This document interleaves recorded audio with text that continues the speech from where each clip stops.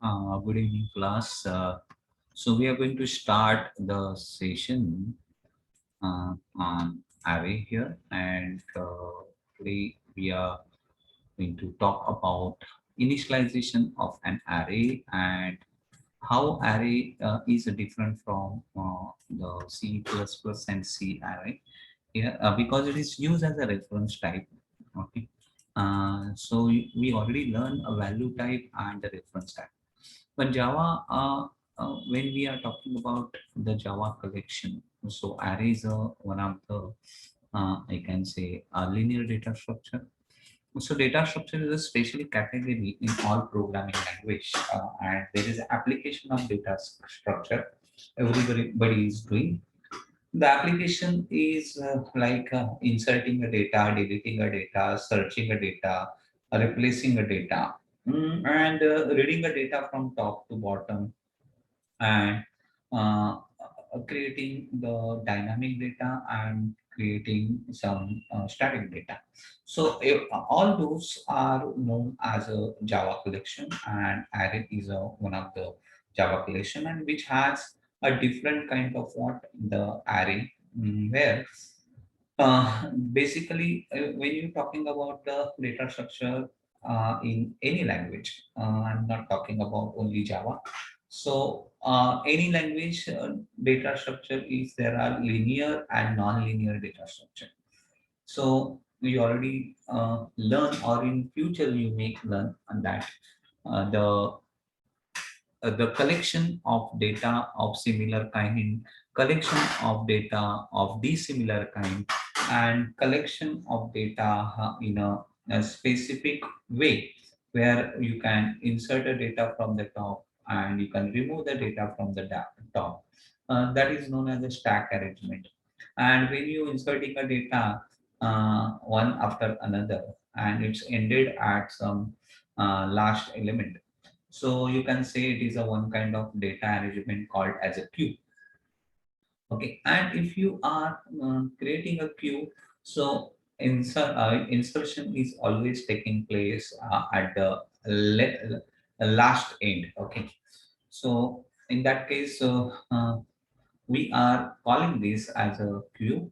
Okay, so all those data structures are there, but being as a the basic learner, okay, so we are the basic learner, and I'm actually considering that you people don't know about an array. And so I'm just telling that array is nothing but it is a collection of similar kind of data. So if I want to enter a 10 number of integer kind, so int is a data type, and I want all the integer 10 numbers. So there are two ways. Either you declare a 10 different variable like a, b, c, d, e, f, g, h, I, j, k, l, okay, and m. This kind of what variable you are going to declare separately and assign the value here. But when you declare array number, and you're giving array name, and this is an array name, okay, and this is and size of an array. Okay, so size of an array means it's telling that how many elements are going to place inside that array. So array has only one name, and that is nothing but it is a one kind of reference, which is holding the base address of that memory variable. So initially, when I'm declaring a memory variable, I already explained that every memory variable has a address, okay, and the compiler accessing the information by address, not by name, okay. So when you saying that a int a equal to 10, so a is a name given to a specific location. Okay, so similarly, this name is given to all these five locations. So this is a common name. So if I'm saying it is a size of an array is what a five, that means all five anonymous locations are there. जिनको नाम नहीं है. So these locations don't have a name, but they have one reference, and from that reference you are accessing the information by saying that you want to move number of steps from the reference. Okay, so it's saying that 0 steps you are moving means you are accessing the first element. You are moving first step from the reference variable, that means accessing second element, third element, fourth element, and the fifth element. Okay, so remember that is the reason we are using a zero instead of what one. So zero is indicating that it is the first element of an array. Okay, and if the size is 5, then the last element is always size minus 1. Okay, so that is 4. 5 minus 1 is what? 4. So size of an array, the last element is always saying that the last element of the array is size minus 1. So we also understood the difference between the index and offset. So array always using a offset rather than the indexing here. So you can set offset anywhere. So suppose if this guy his name is Salman, okay, and he's standing in between these other two people. So I choose offset as a Salman, and then I will call another element in a left direction and the right direction here. So I can say I want to move. I want to access the person who are at the left side of what the Salman, and I will say that I want to access -2 position from the left side. So it will say -1, -2 position, and this is 0 position, and this is +1 and +2 position. So you can set offset anywhere. So if you are setting offset somewhere here, so in that case you are there is no right side. Okay, and everything is starting from the beginning here. Okay, and you are moving in a there is no left side, and you are moving in a right side direction here. Okay, so offset you can set anywhere. Okay, and from that you are giving a reference here. So if you open Excel file, so there is a offset functions available here. Okay, and in that offset function, when you are writing some number here, 1 2 3, and this is an array, and if you are saying you want to set offset from this particular number from the if you see, there is an offset option available, and offset is actually telling that what is your reference row. So if I'm saying I want my reference row is suppose D9, and the column is T here. So if I'm using this column, so I can move in upward direction or in direct or divert right or left direction. So it's same height and width. So those four parameters you can check, and accordingly you set the see the data here, and you can access the data accordingly by referring your offsets and saying that. So this is not a part of your but you can find out the example of what the offsets to understand because Excel is nothing but the collection of an array. So let us move to the array initialization here. So whenever you want to initialize an array, you should declare an array first, or otherwise you just simply write the don't need to declare new int here. So this is a declaration, and you can directly initialize the array by typing in some number here. So it is an integer kind. So if I'm using some random number here, okay, and it keep on writing this number. So this is called as an array initialization. Okay, and array initialization automatically tell the size of an array. So whatever the element this array has, accordingly, this size is what declared. So if I want to access, then I'm going to use a for loop, and I'm saying I want to access 0 steps, and I'm using I is less than. I know there is a 4 element, and then I choose I plus plus. Also, every time you are not going to count the elements. So there is a property called as the length here. So if you choose the array name and if you put a dot operator, so it's giving you a property called as a length here. So you can find out the length of an array. So whatever maybe elements are there, according the length is getting calculated here. So it's saying that there are 4 elements. So automatically it will show the 4 value here. If I'm increasing some more element here, so the length property is always taking the value according to the size. So instead of writing the number, the total number of element and counting manually and putting here, we always use array name dot length property.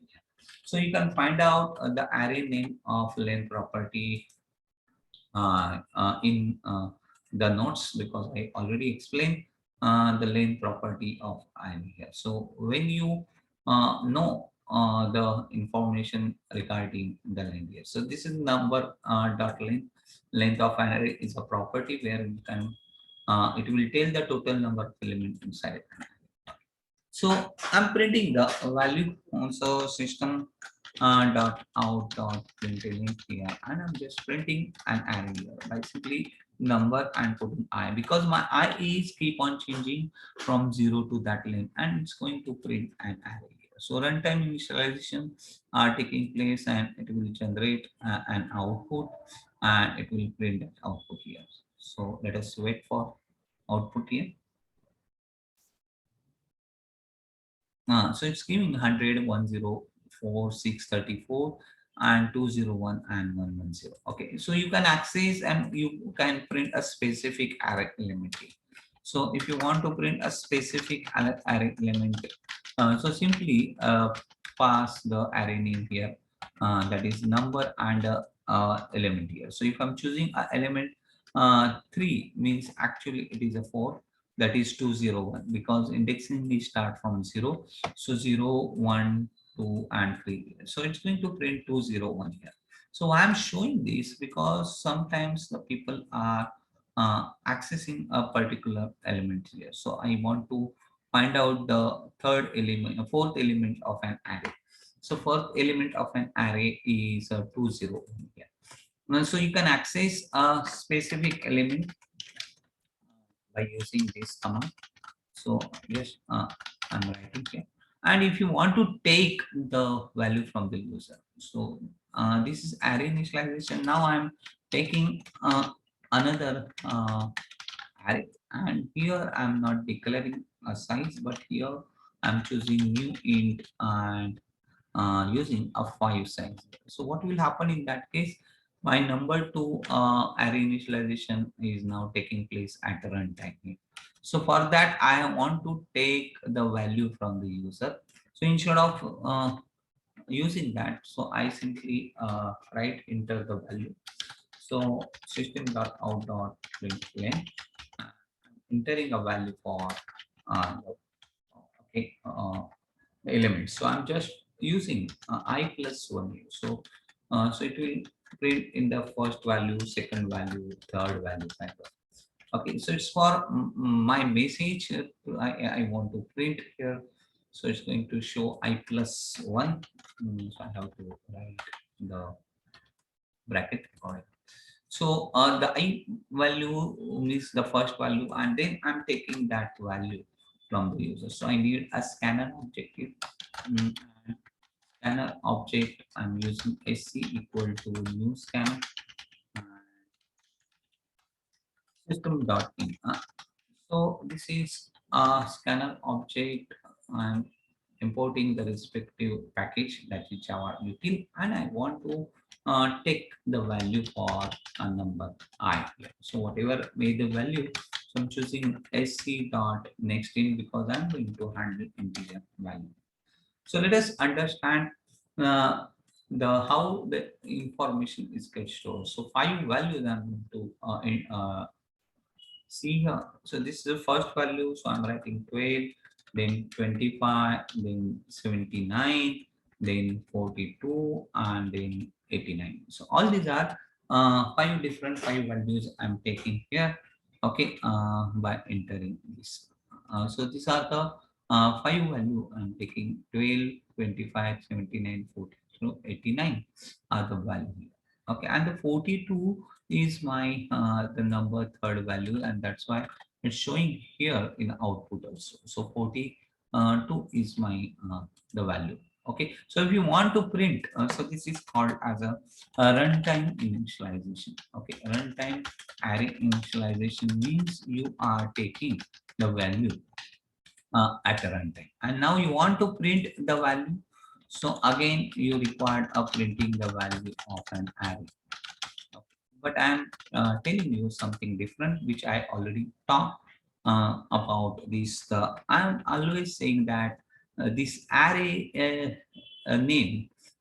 Initially, people may think that uh, this is number zero, number one, number two, number three, number four. No, only a single number. So that I'm going to show you by debugging process here. So let me show here. I'm using and now printing the array element here.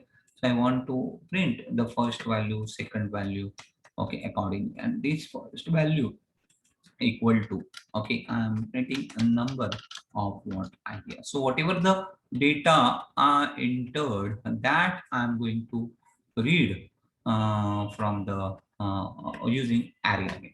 So first is entering a data, second is reading the data, and I don't want to access the specific element, so I'm just making a comment here.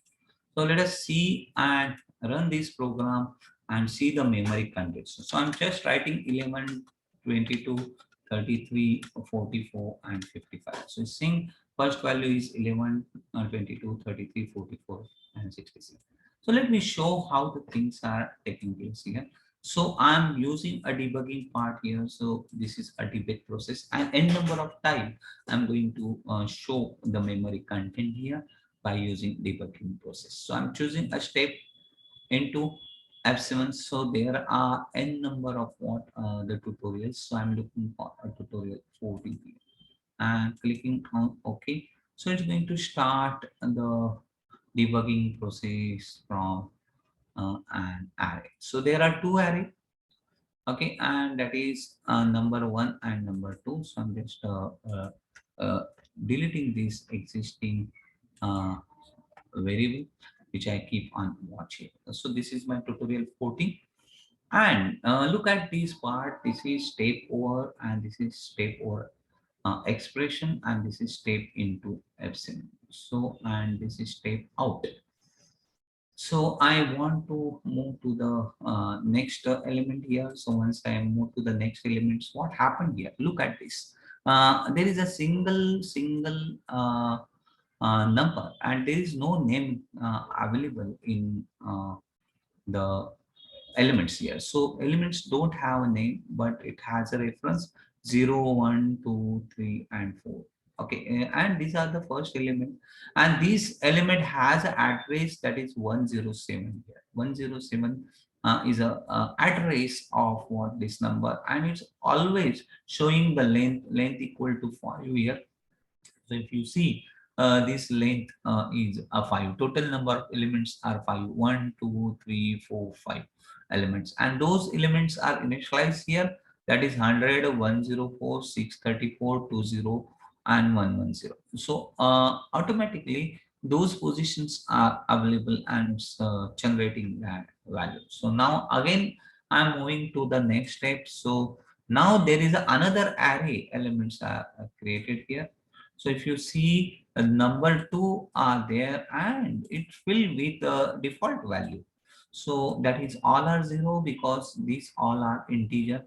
So I already explained the default value of the variable. And 1 minute, 1 minute, hold up.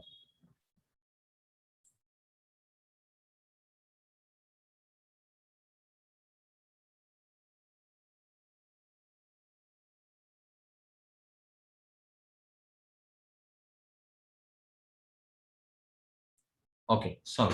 So if you see this number here, I'm showing a number two, and it is filled with 0, 1, 2, 3, 4. Now I'm moving to the next step, and My first element is going to access here, so I'm going inside my for loop. Okay, so it's asking to enter the first value. So I'm entering a first value.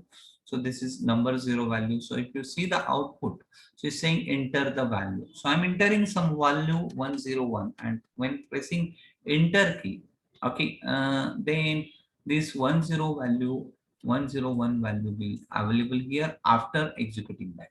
So I'm just clicking on next part here. So it's again checking a condition, and now look at the number which is actually there. It is 101, but it's going to uh, move to when it is a next number at that time. So and if you see the length, so length has a 5 element. It's showing here in a tooltips here. So I'm just moving a cursor here.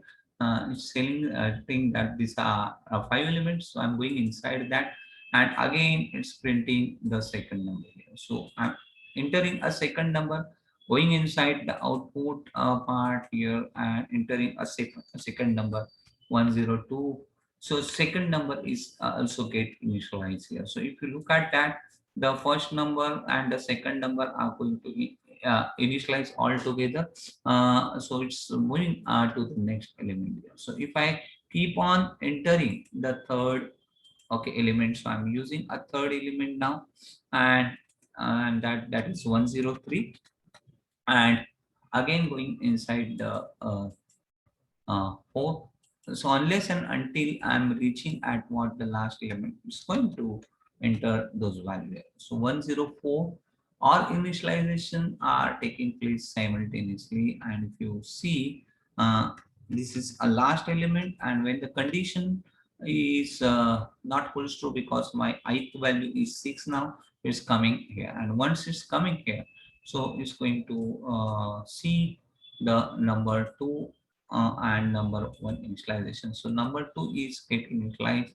It's supposed to show the value. Yes, I will show you in this part here. So again, it's printing the value here. And let me check the output. So it's printing a value is 101, and I keep on printing the value of 101, 102, 103, and 104. So it's keep on entering those value, and you can see the value 101, 2, 3, 4, and 5. Okay. So this is one kind of what I can say a debugging process where those variable are get stored at the runtime in the watch, and you can see and retrieve those variables also. So this is the way where array initialization I explained. Okay, you can use this for a character array, integer array, string kind of array. So now I want to show the string kind of array, and I'm going to use a for each loop. So what I'm going to do, the tutorial number 15, and I'm using the use of what the for each with the array. So this is tutorial number uh, 15. Okay, and here I'm writing to understand the use of and the use of for each. So there is no each people are using, they are using a column, but it is called as a for each loop with the array, with an array. So we are creating an array of friends. So public static void main and string arguments. So we are going to understand this dynamic array which are available here. Okay, and it is a string kind of array. So we are going to see soon after this. Okay, so string arguments are also one kind of string array, and this is known as a command line arguments. So let us declare an array of string time, and here I'm writing the friends, and the size is not matter, but I can declare these within the curly braces. Okay, and I can write Ramesh, okay, Suresh, and Jayesh, okay, and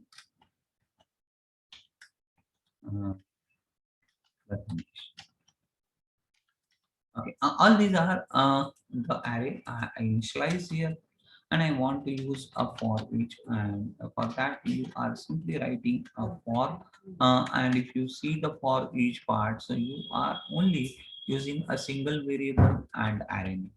So whatever the variable name you are using, you have to declare that variable here. So I'm declaring a variable called as a friend, and I'm using the array called as a friends. So whatever the elements are there, so each and every elements are gets stored inside the friend here. You don't need to use I variable or I plus plus. You can, but this is a for each, so I just want to show that. So this is a list of what the friends: Jayesh, Ramesh, Suresh, Nilesh, Girish.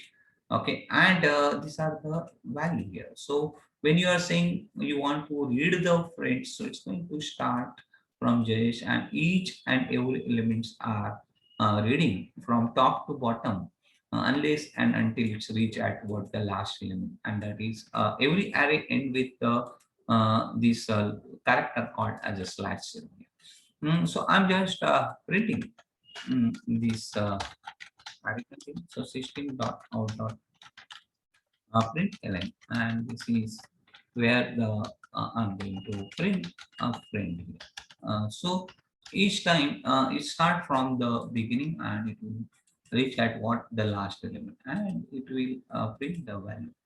Okay, here. So if you see the output, so it's printing Ramesh, Suresh, Shayesh, Prathamesh. Whatever may be a size, you can write those here. And I'm writing Ganesh, one more element, and I can keep on writing and declaring the variable here.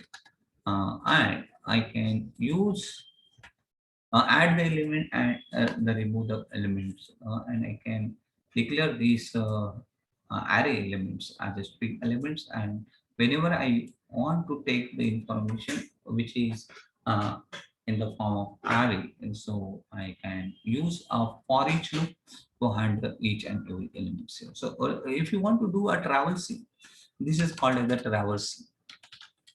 traversing of an array. So this is one data structure. So it's reading from top to bottom. Okay, this is the way where you can use a for and each from. Okay, so we learn array initialization, we learn array declaration, and we learn the length of array. Now we are going to see what is single dimensional array. So which we already learned that single dimensional array is also known as a vector. So whatever we learn right now, integer array is a single dimensional array. Okay, but if you are using a multi-dimensional array. So I'm using a term multi-dimensional array, two-dimensional array, three-dimensional array, four-dimensional array, five-dimensional array. All those are known as a multi-dimensional array. So remember, when you are talking about an array, so you always speak in these two parts. So it's a single dimensional array and multi-dimensional. So your multi-dimensional array may be a 2D array, 3D array, 4D array, 5D array, 7D array. Okay, so if you think about the matrix, and the matrix is nothing but a combination of rows and columns. So if you are thinking about 3 by 3 matrix, so there are 3 columns, okay, and 3 rows. So there are 6 elements here. So if you want to arrange the information in this form, okay, in the row and column form. So basically, all 9 elements are actually stored in a single elements of an array here. Okay, in a single array. So it is a data representation you are actually seeing here, but actual everything is written in what the place in a single array. You can see this by using your debugging process here. Okay, so let me show the two-dimensional array, and I'm declaring two-dimensional array here, and that is matrix, and I'm representing those matrix part. Okay, here. So tutorial number here 16. Okay, and if it is a two-dimensional array means whenever you want to insert any kind of data in a tabular form. Okay, so all those things are two-dimensional arrays. So this is a popular table is a two-dimensional array which has rows and columns. If you want to collect a data from the database, you always talk about two-dimensional array. Okay, so suppose there is a data of employee, let's say employee ID, employee name, and employee post, and employee salary. Okay, so these are the content, and if you are writing uh, this kind of what the data in a table, and you want to use such kind of data instead of matrix, you can create a two-dimensional array here, and you can handle the data accordingly. Okay, but this is what we are calling the four different kind of what data. But here we are talking about the similar kind of what the data is. So here I'm only handling a numbers, and this is something called as a uh, array of and different. So that is that array is called as a structure. So structure is a collection of I can say the uh, different kind of what the data is. So it is a integer, and it is a string, and employee post again string. So if I'm writing a programmer here, okay, and the salary is 25,000, okay, suppose. So all kind of data I can write, okay, and this is DBA, and here I think 30,000. So such kind of data if I'm creating here. Okay, so in that case, I have to create a class or the structure here. So we are going to see in future, and we can create a array of an object here. Okay, and we are calling this object as an employee object, which has four data members here. Okay, so you can define either in a structure, or you can define in a array here, but we are only talking about right now the similar kind of what data, because structure is a dissimilar kind collection of dissimilar kind of data, and array is a collection of similar kind of data. So we always using a similar kind of data. So I'm declaring this an array here. Okay, so public static void main, and string arguments here I'm writing, and inside that I'm using an array called as a matrix here. So if I'm using an array of matrix, and I'm not putting any size here. So if you want to use the size, you are going to use this kind of what the size here. So you are saying you are using a 3 by 3 matrix, so 3 rows and a column. So the people are calling rows and columns. So this is not a proper way to, but to understanding the people are using rows and columns. So I'm keeping that whatever for understanding that we are using a rows and column to enter the data. So I need a nested for loop here. So I want to enter a data for matrix here. Okay, and so there are 9 elements. So all the elements are represent like 0, 0. The second one is 0, 1. So if I'm using the uh, 0th row, and these are the columns. So if I want to access the first row elements, so this is the first row element. Okay, and in that first row elements we are accessing the 0, 0 and 0, 1. Okay, and the next is 0, 2 here. And second row element, if you see your second row elements are always shown in this way.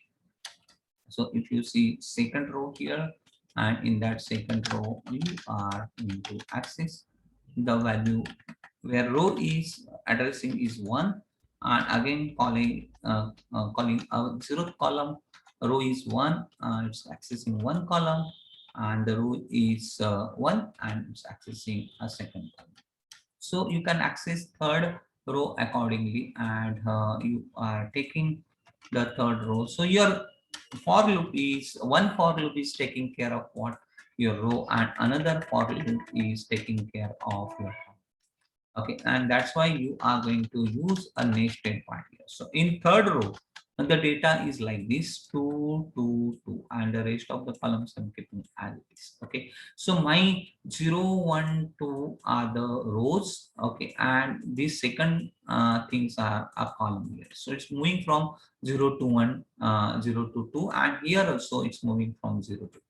So let us enter those matrix and use the for loop here, where it will take care of what rows and column here.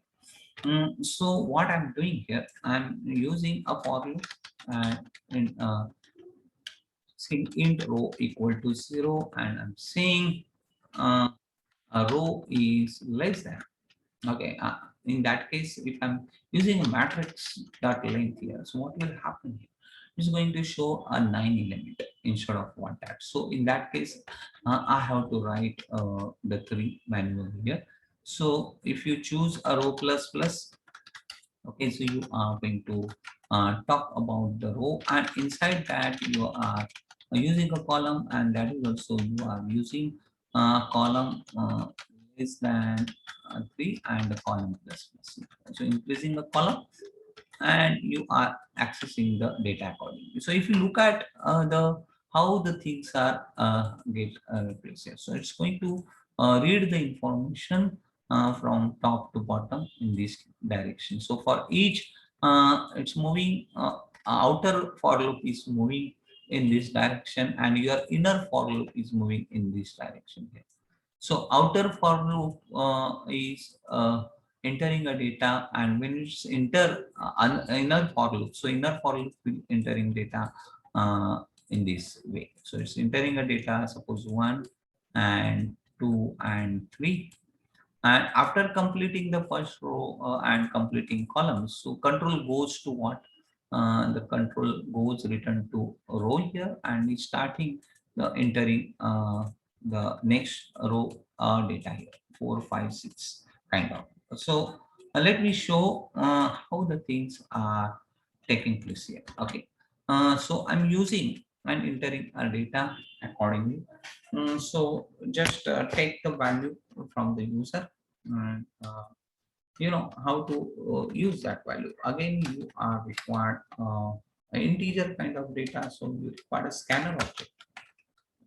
A scanner object is sc equal to new scanner, and here I'm writing system dot in and entering a data, and adding the respective package there, and entering a data, and simply writing uh, next, that is a matrix, and I'm writing a row and a column, whatever the value it has, and I'm using sc dot next name. So it's going to enter the value accordingly, and after that I want to print the, okay, I want to print a data. So printing a matrix, so I'm printing a matrix here. So if you want to enter a data accordingly, so you just write system dot out dot continue, and you are saying in the value for, okay, I'm using, okay, I'm using row plus one here. So plus, so it's a first row, second row kind of message I will get here. So I came to know that I'm going to enter a value for the first row and then second row. And after that, I want to print the entire matrix here. So I'm just copying for loop again. And now this time I'm just printing the value of my matrix. So here you require a system dot out dot print. Okay, and in only one row I need all the values, so I'm just giving a plus sign with space, so it's keep on uh, separating the value by using trace in a single row. Okay, and after that I'm going to use system dot out dot print element here, Okay, so it's going to leave the single line and then printing the second rows accordingly. So let us see. So I'm entering a first row value and entering 1, 2, and 3, and then second row, so 4, 5, and 6, and third row, 7, 8, and 9. So if you see the printing, so printing of matrix is this 1, 2, 3, 4, 5, 6, 7, 8, 9. Okay. So the printing you are using because you are printing in a single row by using print command, not a print element command. So if you want to give the message accordingly, so a system one, okay, uh, that I'm saying print ln and system.out.println and saying printing a matrix, trying to print a matrix. Mm, and you can see this matrix again. And now I'm showing a debugging process. So I'm entering a value 1, 2, 3, 4, 5, 6, and 7, 8, and 9. So it's showing printing a matrix 1, 2, 3, 4, 5, 6, 7. So it is your representation where you are showing the matrix in a row and column. But all the data are actually taking place inside the single row. So let us see, and you want to debug this. So choose a debug step into. So it's always going inside the tutorial number 15, which I don't want. Okay, so previously it was there in tutorial number 3. So I'm just uh, taking this and choosing a running option here, and I want to say to my project. Okay, and in that project, I'm going to customize that project here. So it's what it was a tutorial number 14. So I'm choosing a tutorial number 16 now. Okay, because I want to start this debugging for this specific tutorial. So where it is tutorial number 16? Yeah, it is there. So I'm choosing a debugging part and say step into. So look at that part.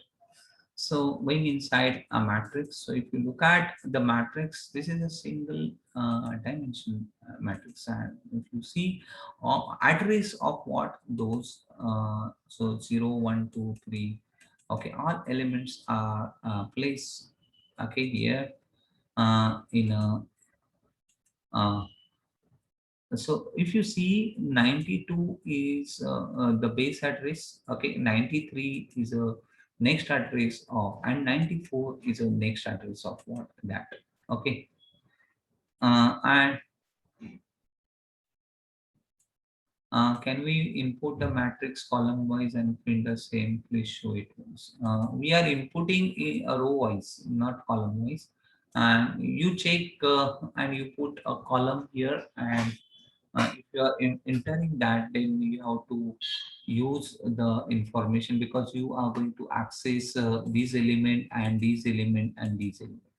Okay, so entering is always taking place sequentially here. Okay, because uh, here you are using a 92, 93, and 94, the address which I'm showing here, and what I'm trying to show here. So these are the array of an array, and all those are sequentially okay placed here. So when you are using this in a two-dimension array, so initialization is taking place in this form. So if I'm using a matrix 2 here, okay, and I want to initialize this, so I can initialize like putting some value 10, 20, or in the reverse direction, like 7, 8, 9, and if I'm saying 9, comma 8, comma 7, this is a first element in comma, and then I'm going to write the next element is 6, 5, and 4, and then I'm going to use 3, 2, and 1 elements here and closing it. So in this way, we can use a matrix here. So there is something called as a whenever you are using this. So why I'm saying that it's a multi-dimensional way, because if I'm using an array with a 3D array here, okay, so in that case we can use and represent a data, okay, by using three boxes here, okay, and you can put a multiple uh, object here like this, and you can keep on declaring those variable in this form. So whenever I write and when I'm saying new int, and if I'm using 3 comma 3 comma 3 comma, so you can't say that it is a length, breadth and height in that case. So whenever you are declaring these kind of for the variable here, okay, and when you are using a three-dimensional part here, so every time the declarations are taking place in whatever the array variable, 7D array, 2D array, whatever the array you are declaring here. So what, since it's expected simple, so let me check. Uh, so three elements, these three elements are there. Okay, size.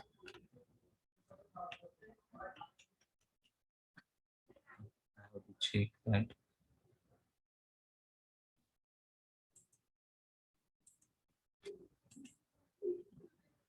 The spaces, no, it is correct. I have to check this statement. Okay, but what I'm trying to tell you, this you can declare an array within that array, and that initialization, two-dimensional initialization, you can set according. So if you see this address of array elements, so I already represent that. So all those informations, if this is, and that's why I'm showing with a different color. So this is one array, this is one array, and this is one array. So two-dimensional array, I also saying that it is array of an array here, okay.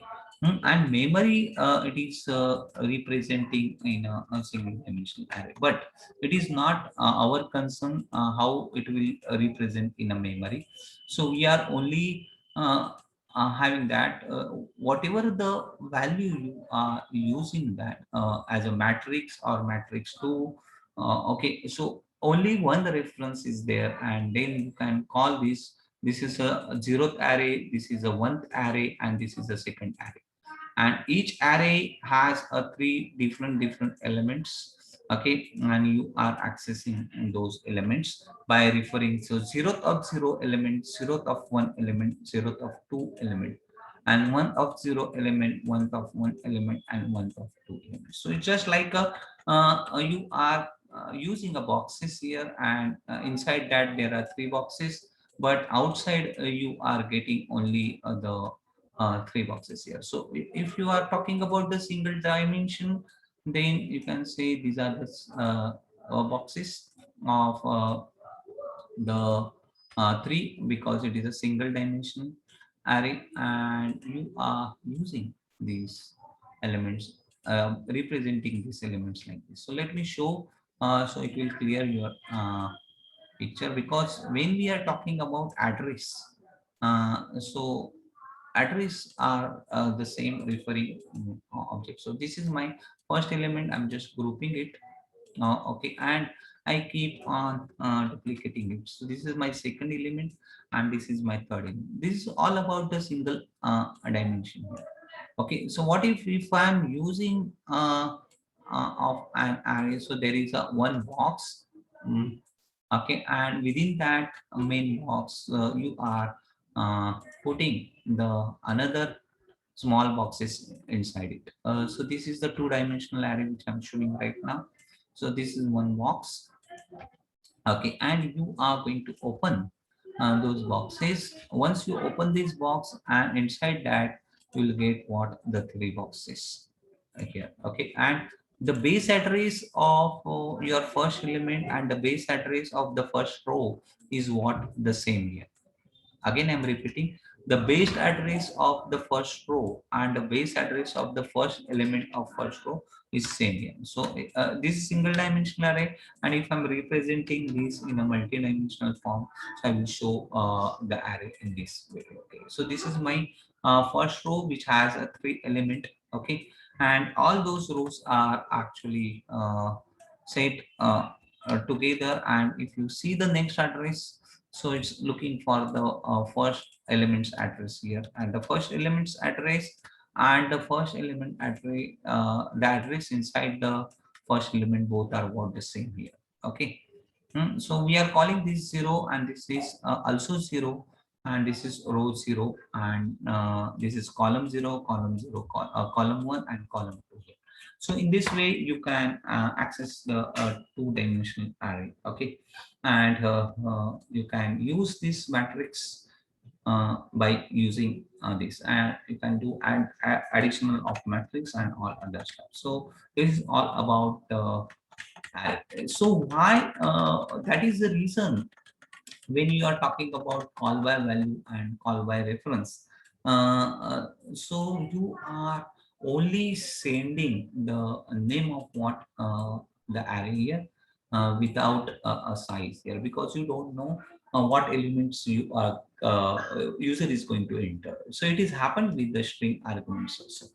Okay, and this is known as a, command line arguments. So you are going to pass this argument on a command line when you are creating the object. So let us talk about the command line arguments array here. Okay, so I'm choosing a Java class, and that is a tutorial number 17, and you are already understood the meaning of public means anyone can access. Meaning of static we already learned.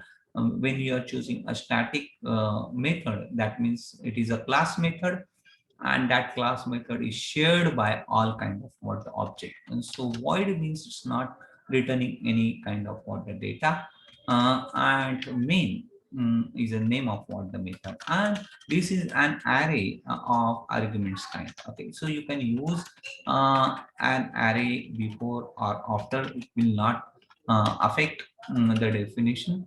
So this is a style of putting an array square brackets before. Okay, you can practice this array declaration by using the square bracket afterward. You are allowed to do that. Okay, so now I'm passing the argument. So here we are going to the understand the use of command line arguments. Array. Command line arguments uh, of an array. Okay, of a string array, and that is the name of string args command line argument. So when you are using this and you are passing these arguments at a runtime, so whenever you are passing these arguments at a runtime, you are allowed to print that arguments content. So I'm choosing print I equal to 0, and I'm saying I is less than arguments dot length. So whatever may be length, and I'm choosing I plus plus, and wants to print the command line arguments contains system out dot print ln, and I'm using arguments inside that I, and then it will print the value inside the uh, uh, function. Okay, whatever the arguments I'm passing, that value is going to print here. So let me show. So I'm choosing a debugging part, and I need to reset up here. So I'm choosing a setup configuration and choosing a customized part, and here I'm using arguments tutorial number 17 and passing the arguments. I like Java most. Okay, so 4 arguments I'm passing here. I is a one of the argument which is string kind. Like is also one of the argument which is string kind, and Java is also one of the argument which is string kind, and post is also one of the argument which is also string kind. And so I'm using this and running the file here. So it's going to print this particular part here. So it's not printing, so I'm just playing the display button here because I already running this as a project here. So if you look at that, so arguments are get printed whatever the arguments I'm using there. So I choose I like Java most. Okay, I want to redefine here. So I'm choosing under run, and there is a set configuration, and in customize I'm saying I'm going to use a main class of tutorial numbers. So I like Java most, okay, not the post. And clicking on OK, selecting this and playing this button, and it's giving I like Java most. This is the way the people are using arguments. So similarly, when the people are actually taking a input at the command line, and they will find out the addition, subtraction, and the division by instead of using scanner. So initially the people are passing this argument at runtime here. So you can pass the arguments here, like if I'm using a 12 and 13, so these are the two numbers I'm running this, and when I running this, it's going to print 12 and 13. And if I want to do expression here, okay, I want to add this number, so it is a treated as a string kind of number, so it's going to concatenate here, and I'm just using arguments 0 and plus arguments 1. So what will happen, so it's going to show the addition of both the arguments here. So I'm choosing addition equal to, okay, and I'm using arguments now. So it's going to show the arguments here. So 1 2 1 3. Okay, because why 1 2 1 3? Because it is treated as uh, string kind, because you already use this as a string kind. But what if I'm putting the brackets here, what happened in that case? Will it give me a same output or something else? So it's giving me a same output. So what is the why it is giving me a same output here? So in next class, we are going to understand something called as a typecasting, parsing, boxing, and unboxing.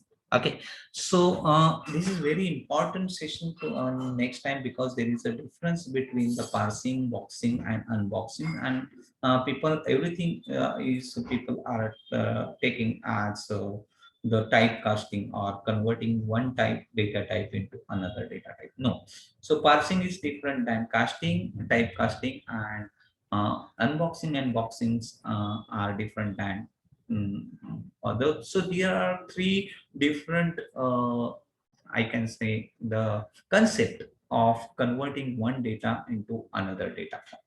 Okay, so we are going to understand what is parsing, typecasting, and boxing and unboxing in next class. Okay. Plus, I'm going to show you how to pass an array to the methods.